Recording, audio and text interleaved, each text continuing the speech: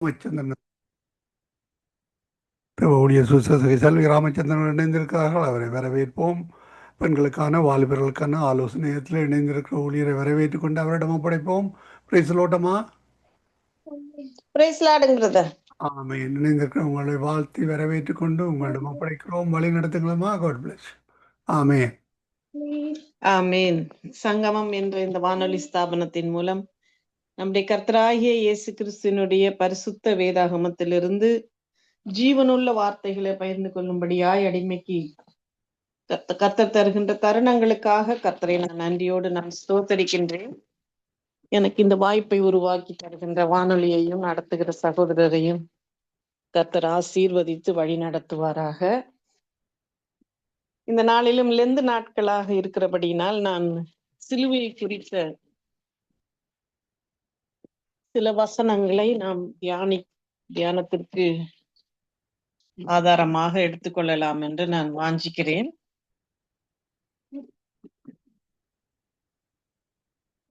கலாத்தியருக்கு எழுதின நிருபத்திலே அநேக காரியங்கள் அப்போஸ்தலர் பவுல் சிலுவையை குறித்து அநேக காரியங்களை அவர் அந்த நிருபத்திலே எழுதியிருக்கிறார். எனவே கலாத்தியர் நிருபத்திலிருந்து மாத்திரம் எப்படியாய்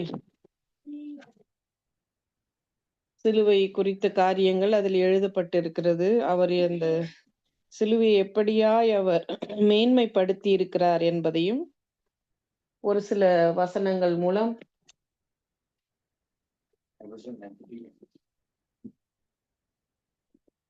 நான் அதை வாசிக்கிறேன். கலாத்தியர் 1ஆம் அதிகாரத்திலே 4 முதல் 5 உள்ள வசனங்களை வாசிக்கிறேன். 1ஆம் அதிகாரத்திலே நாம் ஒரு இன்ட்ரோடக்ஷன்ல நாம் பார்க்கலாம், எப்படியாய் அப்போஸ்தலர் பவுல் இது ஒரு மனுஷராலும் அல்ல, மனுஷன் மூலமாயும் அல்ல, இயேசு கிறிஸ்துவினாலும் அவரை மரித்தோரிலிருந்து எழுப்பின பிதாவாகிய தேவனாலும் அப்போஸ்தலனாகிய இருக்கிற பவுலாகிய நான் என்று எழுதியிருக்கிறார். அதாவது எப்படி தான் அப்போஸ்தலராக மாறினேன் என்பதற்கு ஒரு முன்னுரையை இந்த அதிகாரத்திலே நாம் பார்க்க முடிகிறது. மனுஷர் மூலமாய் நான் ஒரு அப்போஸ்தலராக மாறவில்லை, மனுஷர்களும் என்னை மாற்றவில்லை, அவர்கள் என்னை தெரிந்தெடுத்து நீ ஒரு சீஷராயிரு என்று சொல்லி என்னை தெரிந்தெடுக்கவும் இல்லை என்பதாக அதில் மிகவும் ஒரு வித்தியாசமான ஒரு இன்ட்ரோடக்ஷனை கொடுத்து அவர் இப்படியாய் அவர் ஆரம்பிக்கிறார். இந்த கலாத்தியர் நாட்டில் உள்ள சபைகளுக்கு அப்போஸ்தலர் பவுல் எழுதின இந்த நிருபத்திலே அதிகமாக சிலுவையை குறித்த காரியங்களை நான் எனக்கு இந்த அதிகாரத்தை இந்த புத்தகத்திலே வாசிக்க வேண்டும் என்று நான் தியானித்து கொண்டிருந்தேன். எனவே இந்த வசனங்களையே நான் இந்த நாளிலே உங்கள் முன் வைக்க விரும்புகிறேன். 1ஆம் அதிகாரம் 4-5வது வசனத்தை வாசிக்கிறேன். அவர் நம்மை இப்பொழுது இருக்கிற பொல்லாத பிரபஞ்சத்தினின்று விடுவிக்கும்படி நம்முடைய பிதாவாகிய தேவனுடைய சித்தத்தின்படியே நம்முடைய பாவங்களுக்காக தம்மை தாமே ஒப்பு கொடுத்தார். அவருக்கு என்றென்றைக்கும் உள்ள சதாகாலங்களிலும் மகிமை உண்டாவதாக. ஆமேன். ஆண்டவராகிய இயேசு கிறிஸ்து வார்த்தை மாமிசமாகி பரிசுத்த ஆவியினால் அவர் உற்பத்தி ஆகி இந்த உலகத்திலே அவர் பிறந்தார். ஏதோ ஒரு நேரத்திலே பிறக்கவில்லை. அவர் காலம் நிறைவேறின பொழுது ஸ்திரீனிடத்திலே பிறந்த ஒரு தெய்வமாய் இருக்கிறார். அதாவது அந்த டைம் கலாத்தியர் 4ஆம் அதிகாரத்தில் 5வது வசனம், அந்த வசனம் காலம் நிறைவேறின பொழுது ஸ்திரீனிடத்தில் பிறந்தவரும் நியாய பிரமாணத்திற்கு கீழானவருமாகிய தம்முடைய குமாரனை தேவன் அனுப்பினார். அப்படி என்றால் ஒரு டைம் வந்த பொழுது அவர்கள் சரியாக ஆண்டவர் இந்த பூமிக்கு பிறந்தார். ஆனால் அந்த காலங்கள் வரும் வரைக்கும் கர்த்தர் எப்படியாக ஜனங்களை வழி நடத்தினார் என்பதை குறித்து நாம் பழைய ஏற்பாட்டிலே அநேக நிழலாட்டமாக அநேக காரியங்கள் நமக்கு எழுதப்பட்டு இருக்கிறது. எப்படி ஆண்டவராக இயேசு கிறிஸ்து ஒரு மனிதனுக்காக, ஒரு மனிதனுடைய ஆத்துமாவுக்காக அவர் பாவத்திலிருந்து நிவாரணம் அளிக்கும்படியாய் அவர் ரத்தம் சிந்த இந்த பூமிக்கு வரப்போகிறார். தம்முடைய சொந்த குமாரனையே இந்த பூமிக்கு அனுப்ப போகிறார் என்பதெல்லாம் நமக்கு நிழலாட்டமாக பழைய ஏற்பாட்டிலே எழுதப்பட்டு இருக்கிறது. இந்த வசனத்திலே பாருங்கள், நம்ம இப்பொழுது இருக்கிற பொல்லாத பிரபஞ்சம், இந்த நாட்களிலே நடக்கிற காரியங்கள், செய்திகள் நம்ம இருதயத்தை கலக்க செய்கிறது. எந்தெந்த தேசங்களிலும் பொல்லாத காரியங்கள் இந்த உலகத்திலே நடந்து கொண்டிருக்கிறது. இந்த உலகம் எப்படிப்பட்டதாம்? பொல்லாத பிரபஞ்சத்தில் நின்று விடுவிக்கும்படி, நம்ம இந்த உலகத்திலிருந்து விடுவிக்கும்படி தேவனுடைய சித்தம், அதுதான் அவருடைய சித்தம். அதற்காகத்தான் அவர் நம்முடைய பாவங்களுக்காக அவர் தம்மை தாமே ஒப்பு கொடுத்தார். ஹல்லேலூயா. தாமாகவே வந்து, ஆதியிலே ஆதாமை உண்டாக்கின தெய்வம் தம்முடைய ஆவியினால் ஆதாமுடைய வாயிலே சுவாசத்தை ஊதின பொழுது ஆதாம் ஆத்துமாவாக மாறினான் என்று எழுதப்பட்டிருக்கிறது வசனம். அப்படி என்றால் ஒரு மண்ணான மனிதனுக்குள் ஒரு ஆத்துமாவை உண்டாக்கினது ஆவியானவருடைய சுவாசம், பிதாவாகிய தேவனுடைய சுவாசம். அந்த காற்று, அப்படி உண்டாக்கப்பட்ட அந்த ஆத்துமாவிலே பாவம் நிறைந்து இருந்ததினால் அந்த பாவத்திற்கு பலியாகும்படியாய் அந்த நிவாரணம், ஆத்துமாவின், ஒரு மனிதனுடைய உயிர் அந்த ஆத்துமாவுக்குள் தான் இருக்கிறது, அது இரத்தத்துக்குள் இருக்கிறது. அந்த இரத்தம் ஒரு பரிசுத்த இரத்தமாய் மாற வேண்டும். அதுல இருக்கிற அந்த பாவ கரைகள், பாவங்கள், அணுக்கள் எல்லாம் மாற வேண்டும் என்றால் ஆண்டவருடைய பரிசுத்த இரத்தம் அங்கு அவசியமா இருக்கிறது. அதற்காக அவர் பாவங்களுக்காக, நம்முடைய பாவங்களுக்காக தம்மை தாமே ஒப்பு கொடுத்தார். எனவே அவருக்கே மகிமை உண்டாவதாக என்று அந்த முதலாவது கலாத்தியர் 1 நிருபத்திலே 4-5 வசனத்திலே நாம் பார்க்கிறோம். அடுத்ததாக கலாத்தியர் அந்த 1 அதிகாரத்திலே அநேக அருமையான காரியங்கள் அப்போஸ்தலர் பவுல் எழுதியிருக்கிறார். எப்படியாய் தன்னை ஆண்டவர் சந்தித்த பிறகு நான் எருசலேமுக்கு போகாமல் அரபு தேசத்திற்கு புறப்பட்டு போய் அங்கே 3 வருஷம் அவர் அந்த அரேபியா தேசத்திலே இருந்து அநேக காரியங்களை அங்குதான் அவர் கற்றுக்கொண்டார் என்று சொல்கிறார்கள். அதற்கு பிறகு திரும்பவும் வந்து எருசலேமுக்கு அவர் சென்று அவர் ஊழியத்தை செய்தார் பர்னபாவோடு என்று அநேக காரியங்களை நாம் பார்க்க முடிகிறது. 2வது அதிகாரத்திலே உள்ள அந்த சிலுவையை குறித்த வசனங்களை மாத்திரம் நான் பகிர்ந்து கொள்ள வாஞ்சிக்கிறேன். 2வது அதிகாரத்திலே 19வது வசனத்தையும் 21வது வசனத்தையும் வாசிக்கிறேன். கிறிஸ்துவுடனே கூட சிலுவையில் அறையப்பட்டேன், ஆயினும் பிழைத்திருக்கிறேன். இனி நான் அல்ல, கிறிஸ்துவே எனக்குள் பிழைத்திருக்கிறார். நான் இப்பொழுது மாம்சத்தில் பிழைத்திருக்கிறதோ, என்னில் அன்பு கூர்ந்து எனக்காக தம்மை தாமே ஒப்பு கொடுத்த தேவனுடைய குமாரனை பற்றும் விசுவாசத்தினாலே பிழைத்திருக்கிறேன். நான் தேவனுடைய கிருபையை விருதாவாக்குகிறதில்லை. நீதியானது நியாயப்பிரமாணத்திலே வருமானால் கிறிஸ்து மரித்தது வீணா இருக்குமே. இந்த வேதாகமத்திலே அநேக நியாயப்பிரமாணத்தின் காரியங்கள் நமக்கு எழுதப்பட்டு இருக்கிறது. இந்த நியாயப்பிரமாணம் எப்படியாய் ஒரு மனுஷனுக்கு அது சாபமாய் மாறிவிட்டது என்று அடுத்த அதிகாரத்திலே எழுதப்பட்டு 13வது வசனத்திலே நாம் பார்க்க முடியும். ஏன் ஒரு மனிதனை சீர்படுத்துகிற, ஒரு மனிதனை செம்மைப்படுத்துகிற அதே சட்ட திட்டங்கள் அந்த மனிதனுக்கே சாபமாக மாறின அந்த நியாயப்பிரமாணத்தினால் ஒரு மனிதனுக்கு நீதி கிடைக்க முடியாது என்பதை அப்போஸ்தலர் பவுல் இதை வாசிக்கிற நிருபர்களுக்கு, கலாத்தியர் சபைகளுக்கு, நமக்கு என்ன சொல்லுகிறார் என்றால், நியாயப்பிரமாணத்தை நாம் நிறைவேற்றுகிறதினால் ஒரு மனிதன் நீதிமானாய் வாழ முடியாது, அவனுக்குள் நீதி வர முடியாது. ஆனால் ஆண்டவராகிய இயேசு கிறிஸ்துவை, கல்வாரி சிலுவையை கிறிஸ்து நம்முடைய பாவங்களுக்காக அவர் தம்மைத்தாமே அவர் ஒப்பு கொடுத்து அவர் அந்த இரத்தத்தை சிந்தி நம்மை மீட்டெடுத்தார். அதை மீட்கும் பொருளாய் ஆண்டவராக இயேசு கிறிஸ்து தான் நம்மை மீட்டெடுத்தார் அந்த சிலுவிலே சிந்தின இரத்தத்தினால். என்பதை ஒரு மனிதன் விசுவாசிக்கும் பொழுதுதான், அதை நம்பும் பொழுது, அந்த விசுவாசத்தினாலே பிழைத்திருக்கிறான். அந்த விசுவாசம் வரும் பொழுதுதான் ஒரு மனிதனுக்குள் நீதி நிறைவேறுகிறது. எப்படியாக ஒரு ஒரு டயாலிசிஸ் என்று சொல்லுவார்கள். அந்த டயாலிசிஸ் மிஷின் என்ன செய்யும் என்றால், இரத்தத்தை சுத்திகரிக்கிற ஒரு மிஷின். 6 மணி நேரம் கிட்டத்தட்ட ஆகிறது ஒரு மனிதனுடைய இரத்தத்தை ஏதோ அவர்கள் அறிந்த நம்முடைய சயின்டிஃபிக்கா மெடிக்கல் நாலேஜுக்கு என்ன எவ்வளவு அந்த இரத்தத்தில் இருக்கிற வேண்டாத காரியங்களை, அந்த கிட்னி செய்ய முடியாத காரியங்களை சுத்திகரிக்கிறது. அந்த இரத்தம் அவ்வளவு அதிலே மாசு இருக்கிறதை சுத்திகரித்து அந்த மனிதரை கொஞ்சம் அதிக நாட்கள் வாழ வைக்கிறார்கள். ஆனால் நம்முடைய தேவன் நமக்கு சிந்தின அந்த இரத்தம் நம்முடைய இரத்தத்துக்குள் கலப்பதற்கு நமக்கு அவசியமான ஒரே ஒரு காரியம் விசுவாசம்.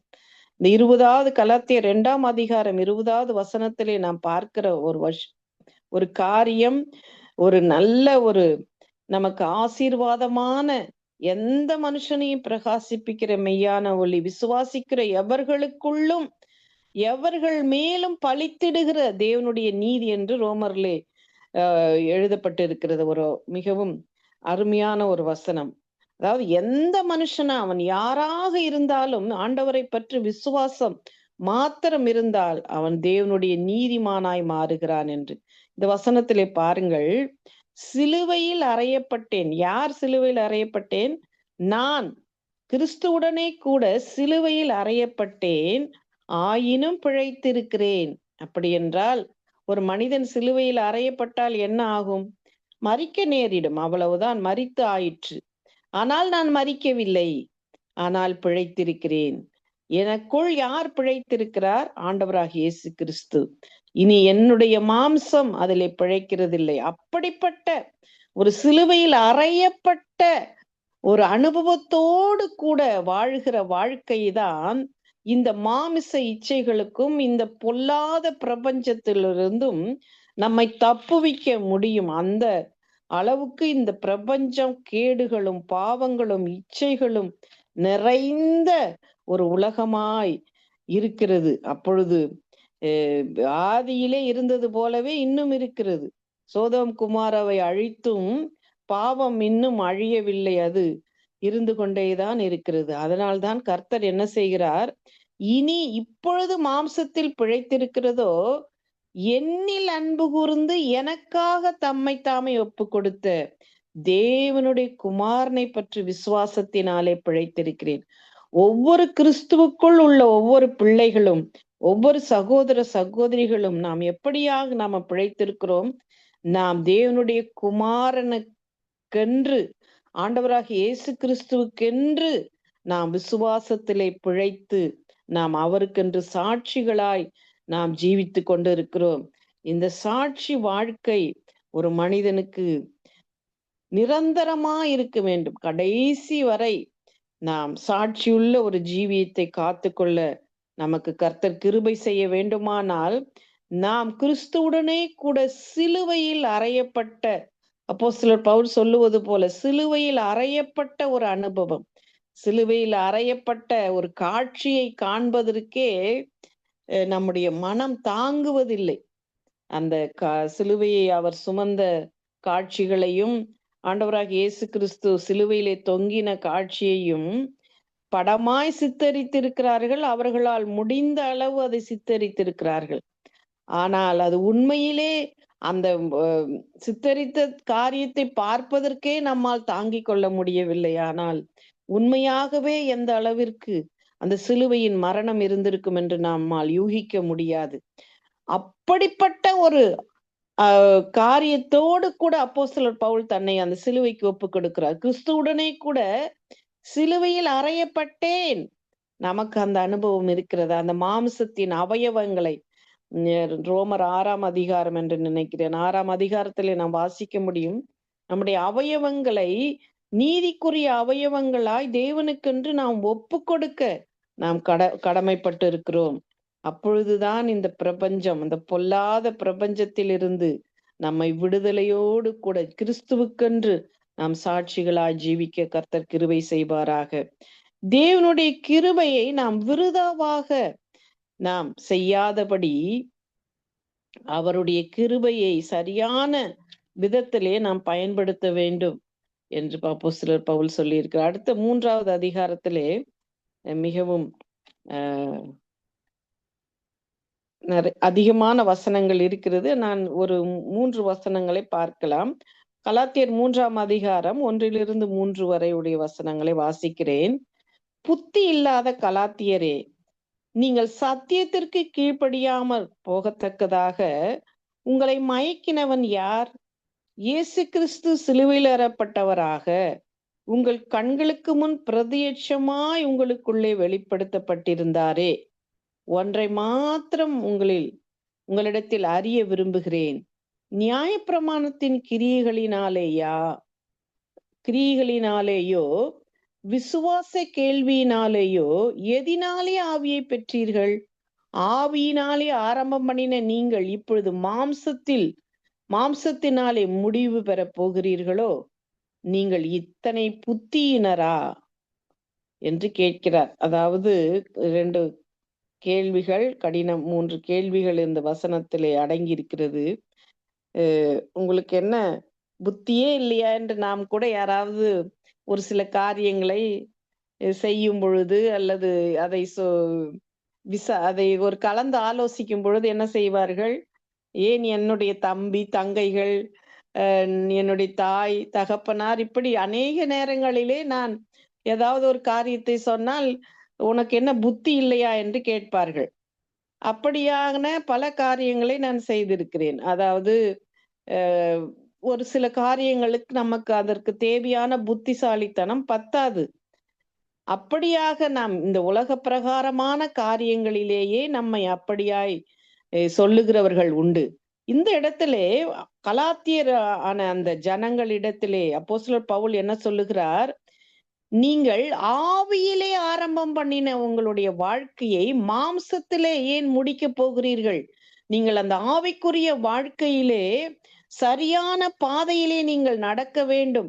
அந்த ஆவிக்குரிய காரியங்களை நீங்கள் அறிந்து ஆவியின்படி நடத்தப்படுகிறவர்களாய் நீங்கள் காணப்பட வேண்டும். நீங்கள் மாம்சத்திலே நீங்கள் இந்த வாழ்க்கையை முடிக்க போகிறீர்களா?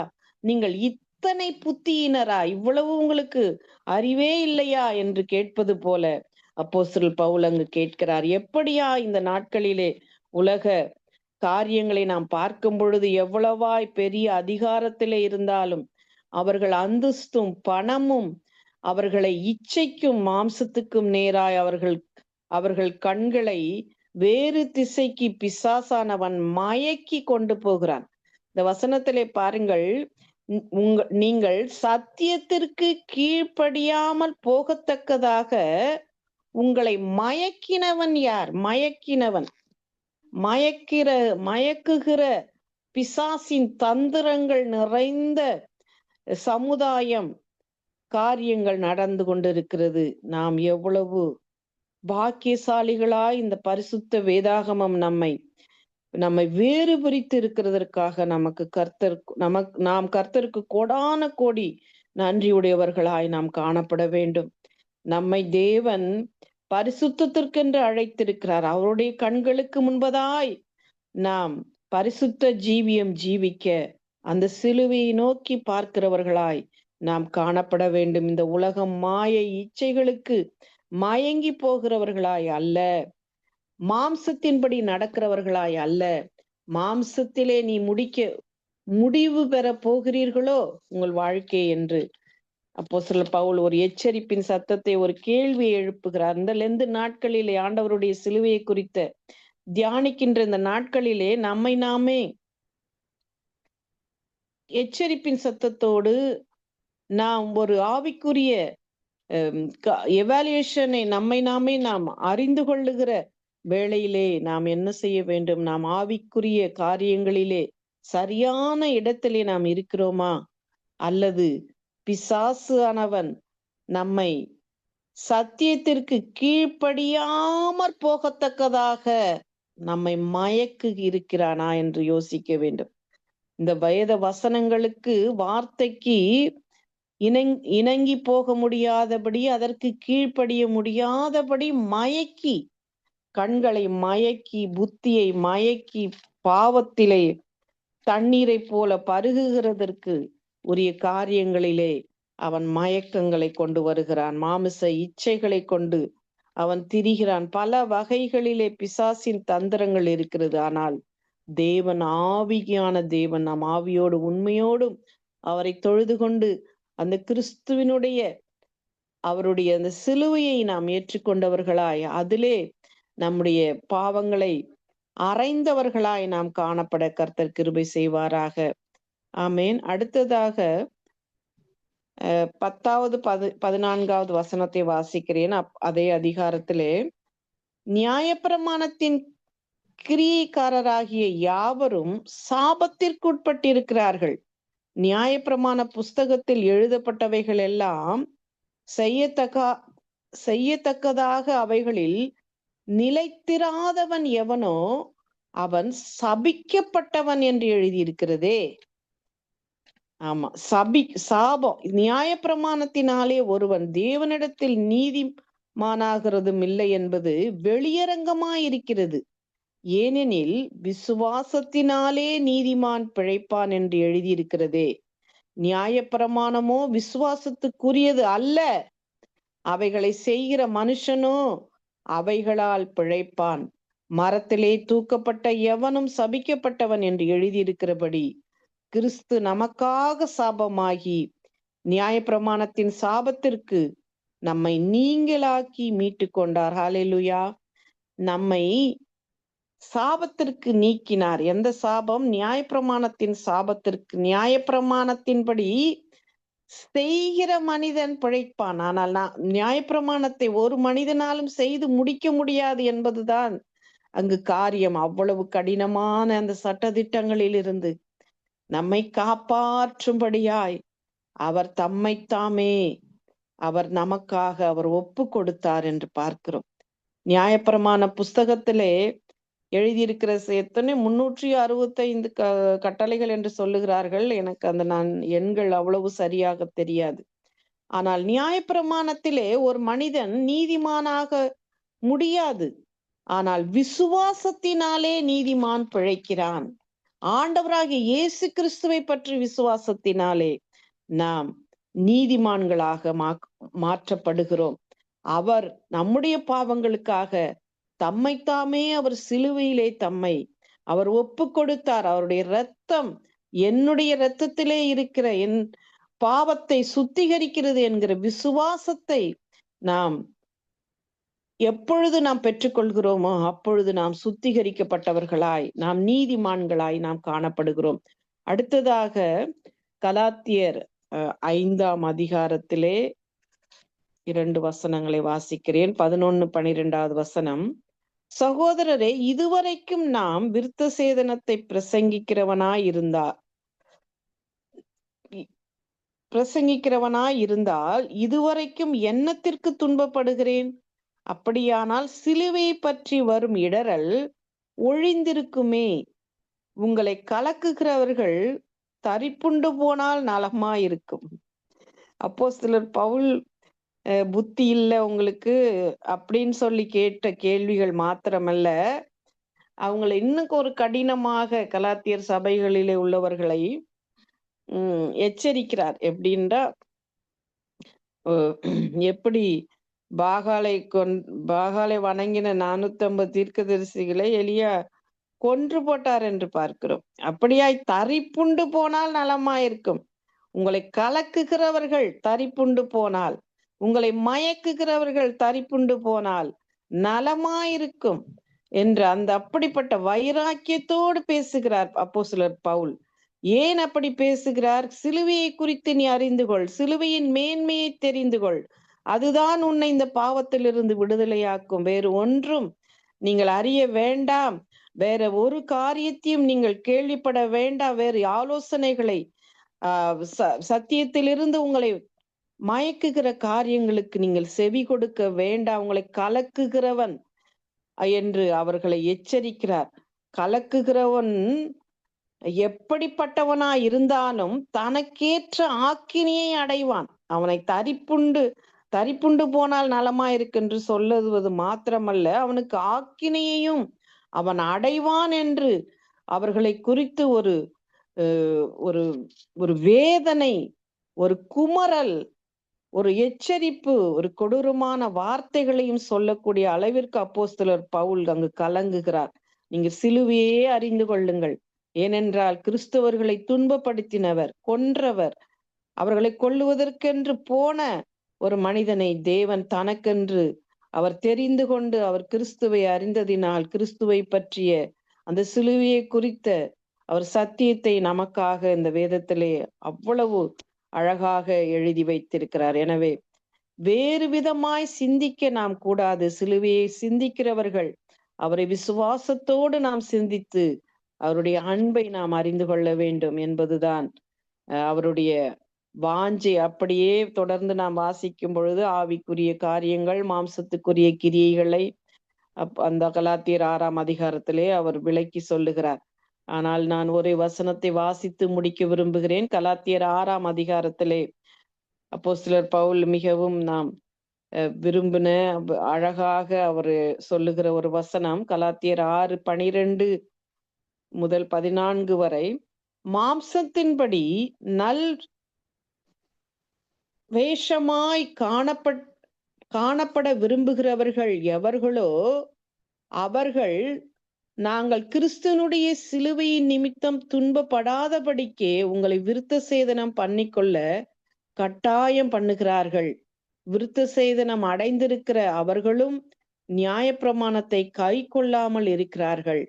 அப்படி இருந்தும் அவர்கள் உங்கள் மாம்சத்தை குறித்து மேன்மை பாராட்டும்படிக்கு நீங்கள் விருத்த சேதனம் பண்ணிக்கொள்ள வேண்டும் என்று விரும்புகிறார்கள். நானோ நம்முடைய கர்த்தராகிய இயேசு கிறிஸ்துவின் சிலுவையை குறித்தே அல்லாமல் வேறொன்றையும் குறித்து மேன்மை பாராட்டாத இருப்பேனாக. அவரால் உலகம் எனக்கு சிலுவையில் அறையுண்டு இருக்கிறது, நானும் உலகத்திற்கு சிலுவையில் அறையுண்டு இருக்கிறேன். ஆண்டவருடைய நியாயப்பிரமாணத்தை குறித்து அப்போஸ்தலர் பவுல் இந்த நிருபத்திலே அநேக இடங்களிலே எழுதியிருக்கிறார். அதாவது ஒரு மனிதன் விருத்த சேதனம் பண்ண வேண்டும் என்கிற காரியம் அந்த நாட்களிலே மிகவும் கட்டாயமாய் காணப்பட்டது. அதனால் அநேக தர்க்கங்கள், வாக்குவாதங்கள் வந்தது. ஆனால் அதையெல்லாம் முக்கியம் அல்ல என்று சொல்லி அப்போஸ்தலர் பவுல், எதை குறித்து நீங்கள் மேன்மை பாராட்டுங்கள், இந்த சிலுவையை குறித்து மாத்திரம் மேன்மை பாராட்டுங்கள், வேறு ஒன்றையும் குறித்து நீங்கள் மேன்மை பாராட்ட வேண்டாம் என்று சொல்லி, அவரால் உலகம் எனக்கு சிலுவையில் அறையுண்டு இருக்கிறது, நானும் உலகத்திற்கு சிலுவையில் அறையுண்டு இருக்கிறேன். 2 இடத்திலே இந்த அதிகாரத்திலே நான் அவதானிக்க கூடியதாய் காணப்படுகிறது. நானும் உலகத்திற்கு சிலுவையில் அறையுண்டு இருக்கிறேன். உலகத்திற்கு நாம் சிலுவையில் அறையுண்டு காணப்படும் பொழுதுதான் இந்த பொல்லாத பிரபஞ்சத்திலிருந்து கர்த்தர் நம்மை விடுவிக்க முடியும். ஆமென். நாம் கண்களை மூடி கர்த்தரை நோக்கி நாம் பார்ப்போம். ஸ்தோத்திரம் தகப்பனே, இந்த வேளைக்கு நாங்கள் நன்றியோடு நாங்கள் உம்மை ஸ்தோத்தரிக்கிறோம், உம்மை துதிக்கிறோம். மாயை அப்பா, இந்த உலகம் மாயை நிறைந்த இந்த உலகத்திலே மாறாத இறைவனாய் எங்களை மீட்டு எடுத்தவரே உம்மை ஸ்தோத்தரிக்கிறோம். எங்களுக்காய் அப்பா தாமாய் வந்து பலியானவரை உம்மை ஸ்தோத்தரிக்கிறோம். எங்கள் இரத்தத்தை சுத்திகரிக்க என் தேவன் தெரிந்து கொண்ட இந்த சிலுவைக்காக உமக்கு ஸ்தோத்திரம், இந்த பாதைக்காக உமக்கு ஸ்தோத்திரம், இந்த பரிசுத்த வசனங்களுக்காக உமக்கு ஸ்தோத்திரம், அதை விசுவாசிக்க, நேசிக்க, தியானிக்க கொடுத்த பாக்கியங்களுக்காக உமக்கு ஸ்தோத்திரம். எங்கள் இரத்தத்தை சுத்திகரிக்கட்டும். எங்கள் சிந்தனை, சொல், செயல், எங்களுடைய செயல்கள் எல்லாவற்றையும் சுத்திகரித்து நாங்கள் உமக்கு சாட்சியாய் அப்போஸ்தலர் பவுலை போல எங்களுடைய மேன்மையெல்லாம் அந்த சிலுவையை குறித்தே இருக்கட்டும் அப்பா. வேறொன்றும் எங்களுக்கு மேன்மை இல்லை இயேசப்பா. அதற்காக உமக்கு ஸ்தோத்திரம். இந்த செய்தியை கேட்க போகின்ற ஒவ்வொருவருக்கும் சிலுவையின் அன்பு, உம்முடைய அப்பா அந்த சிலுவையின் நிழலிலே நீர் பாதுகாத்து அவர்களுக்கு அந்த ஆசீர்வாதங்களை முழுமையாய் நீர் கட்டளையிடும்படியாய் நாங்கள் ஜெபிக்கிறோம். சாபத்தை வென்ற சிலுவை, அதற்காக உமக்கு ஸ்தோத்திரம். பாவத்தை அப்பா நிர்மூலமாக்கின சிலுவை, அதற்காக உமக்கு ஸ்தோத்திரம். வெற்றி சிறந்த இந்த சிலுவைக்காக உமக்கு ஸ்தோத்திரம், ஸ்தோத்திரம், ஸ்தோத்திரம். இந்த நாளுக்காக உமக்கு நன்றி செலுத்துகிறேன். வானொலியை நடத்துகிற சகோதரர், அவருடைய மனைவி, பிள்ளைகள், இந்த ஊழியம், அப்பா பேர பிள்ளைகள் ஒவ்வொருவரையும் நீங்க ஆசீர்வதித்து எல்லையை விரிவாக்கி உம்முடைய பரிசுத்த இரத்தம், பாதுகாக்கும் இரத்தம், வழிநடத்தும் இரத்தம் அவர்களை வழிநடத்தும்படியாய் அடிமையை தாழ்த்தி ஒப்பு கொடுத்து எங்களுக்காக மரித்து உயிர்த்து சதாகாலமும் ஜீவிக்கின்ற இயேசுவின் நாமத்தினால் ஜெபிக்கிறேன் நல்ல பிதாவே. ஆமேன், ஆமேன்.